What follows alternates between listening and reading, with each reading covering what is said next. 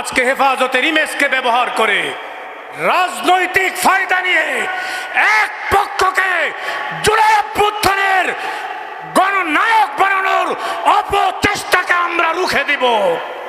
লন্ডনে বসে কেউ যদি গণ অভ্যুত্থানের নেতৃত্ব এবং মহানায়ক হওয়ার স্বপ্ন দেখে আর হেফাজত থেকে যদি তাকে আস্কানা দেওয়া হয়, আমরা প্রত্যাখ্যান করি, প্রত্যাখ্যান করতেই থাকবো ইনশাআল্লাহ। আজকে আমরা গণ অভ্যুত্থানের বর্ষপূর্তিতে দোয়া মাহফিলের আয়োজন করছি। 15-16 বছরের জাতাকল থেকে মুক্ত হওয়ার জন্য 2024 সালের জুলাই এবং আগস্টে বাংলাদেশের আপামর জনসাধারণ একটি গণ অভ্যুত্থান করেছিল। যে অভ্যুত্থানের নেতৃত্বে কোনো রাজনৈতিক দল ছিল না, যে অভ্যুত্থানের নেতৃত্বে কোনো নেতা ছিল না, ছিল বাংলাদেশের সাধারণ ছাত্র এবং মুক্তিকামী জনতা।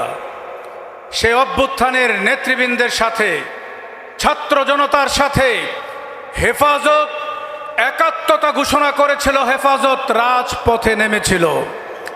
মনে রাখতে হবে, 24-এর গণ আন্দোলন, এই গণ অভ্যুত্থান কোনো রাজনৈতিক আন্দোলন ছিল না। এই আন্দোলনের সাথে হেফাজত একাত্মতা ঘোষণা করেছিল। আজকেও গণ অভ্যুত্থানকে কোনো রাজনৈতিক চরিত্রে চিত্রায়ন করার চেষ্টা করলে আমরা তাকে রুখে দেব ইনশাআল্লাহ। হেফাজত অরাজনৈতিক সংগঠন। কোন রাজনৈতিক বিষয়ে রাজনৈতিক দল সিদ্ধান্ত নিবে, হেফাজত রাজনৈতিক বিষয়ে কোনো সিদ্ধান্ত দিবে না, সর্বোচ্চ সহযোগিতা করতে পারে।